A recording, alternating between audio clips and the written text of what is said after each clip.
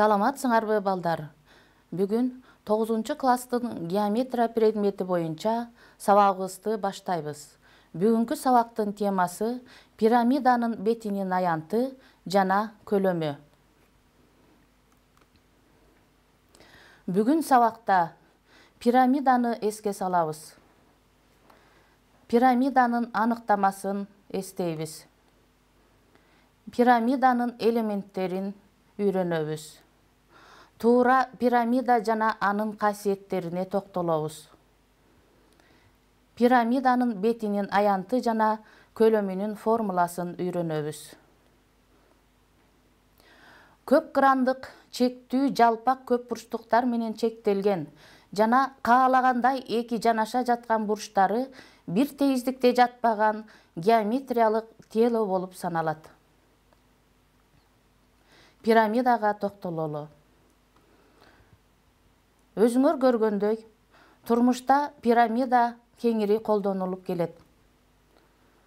Оюнчуктарды чыгарууда, ар кандай курулуштарда чатырларды тургузууда көп колдонулат. Эн бурчтуу көп бурчтук алалы. Эн бурчтуу көп бурчтукта жатпаган каалагандай П чекитин алалы. Ал П чекити аркылуу эн бурчтуктун чокуларына кесинди жүргүзөлү.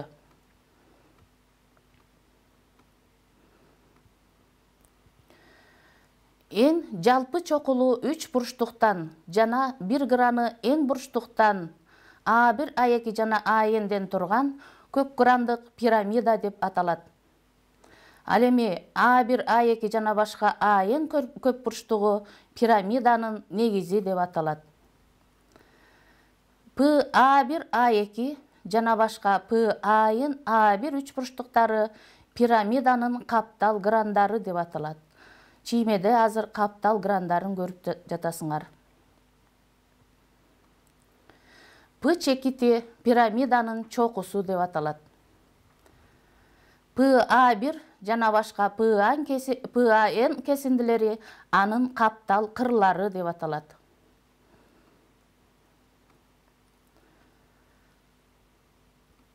П А1, А2 жана башка А-н эн бурчтуу пирамида. Пирамиданын чокусу менен негизинин тегиздигин туташтыруучу жана ал тегиздикке перпендикулярдуу кесинди пирамиданын бийиктиги деп аталат. Каптал грандардын биригүүсү пирамиданын каптал бети деп аталат. Ал эми бардык грандардын биригүүсү пирамиданын толук бети деп аталат. Эл пирамиданын апофемасы же бийиктиги деп дагы айтабыз. Каптал бетинин формуласы төмөндөгүдөй жазылат. С каптал бети барабар каптал грандарынын суммасына барабар. Каптал бетинин аянты барабар негизинин периметринин жарымын апофемасына көбөйткөнгө барабар. Ал эми толук бетинин аянты каптал бетинин аянтына негизинин аянтын кошконго барабар. Пирамиданын негизи кандай көп бурчтук болсо, ошондой аталат. Пирамиданын негизи 3 бурчтук болсо, 3 бурчтуу пирамида. Пирамиданын негизи 4 бурчтуу болсо, 4 бурчтуу пирамида. Пирамиданын негизи n бурчтуу болсо, n бурчтуу пирамида деп аталат. Пирамиданын негизи туура көп бурчтук болсо, туура пирамида деп аталат. Пирамиданын негизинин ортосу менен пирамиданын чокусун туташтыруучу кесинди бийиктиги деп аталат. П бийиктиги. Бул жерде ПО бийиктиги. Ал эми П апофема деп аталат. Апофемага аныктама берели. Чокусунан түшүрүлгөн туура пирамиданын каптал гранынын бийиктиги апофема деп аталат. Эн бурчтуу туура пирамиданын касиеттерине токтололу. Биринчи касиети. Туура эн бурчтуу пирамиданын каптал кырлары өз ара барабар. П А1 барабар П А2 жана башка П А-н. Экинчи касиети. Пирамиданын каптал кырларынын барабардыгынан анын каптал крандарынын барабардыгы келип чыгат. P A1 A2 üçburçtuğu barabar P A2 A3 üçburçtuğuna jana başka P A'yın A1 üçburçtuğuna. Kubtu çiğip alalı. Kubtun diagonaldарын жүргүзөлү. Kubtun жактары A'га барабар.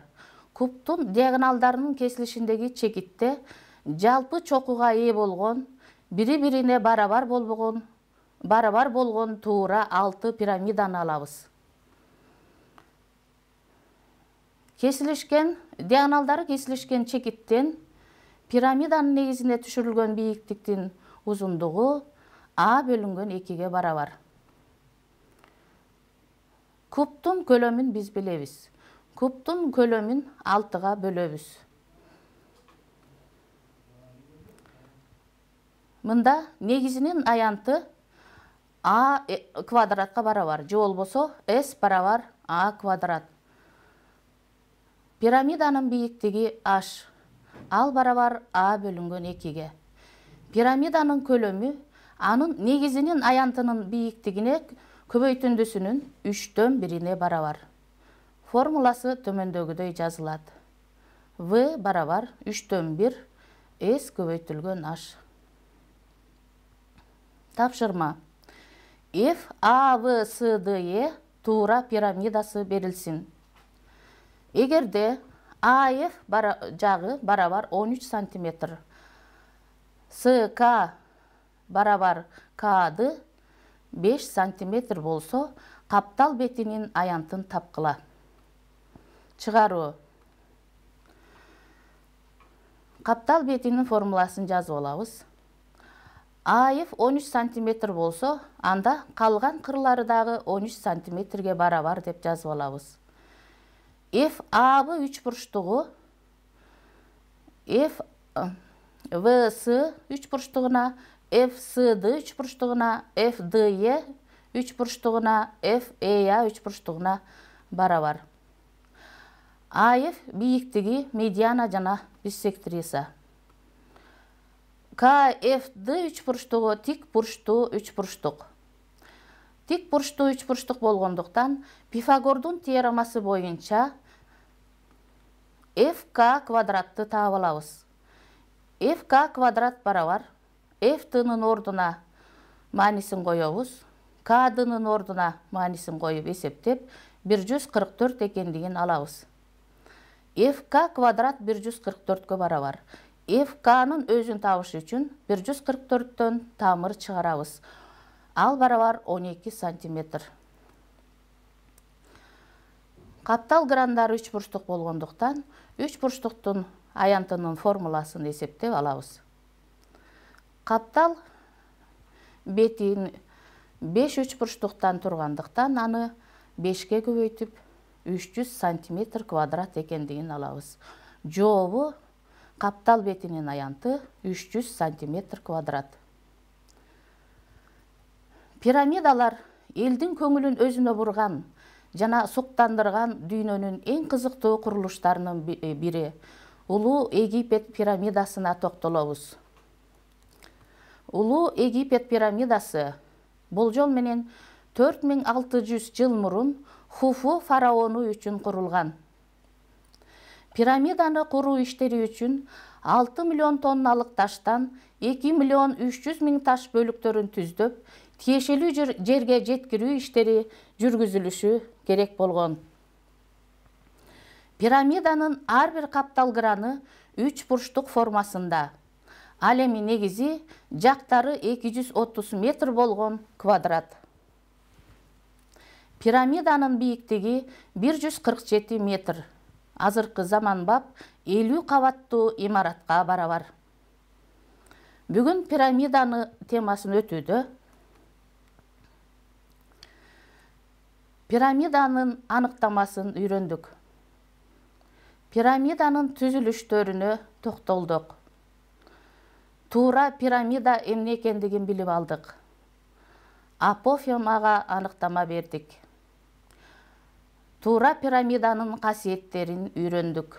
Пирамиданын бетинин аянтын жана көлөмүн эсептөөнүн формуласын үйрөндүк. Үйгө тапшырма. 236 беттеги номер 13, номер 14 көнүгүүлөрдү эсептегиле. Бул көнүгүүлөрдү эсептеп, өзүңөрдүн предметтик мугалимиңер менен байланышып, текшертип аласыңар. Ушуну менен бүгүнкү сабагыбыз аяктады.